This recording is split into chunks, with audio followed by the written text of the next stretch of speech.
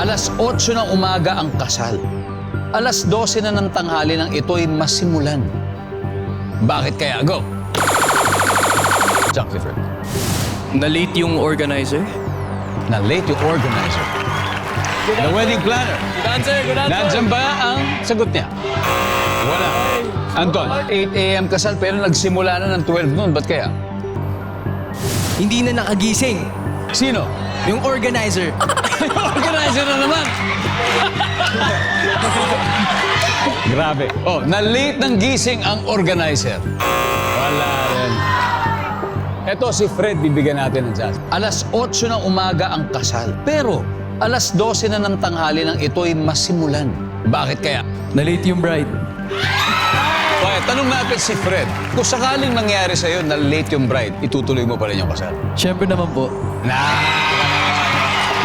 Na late yung bride.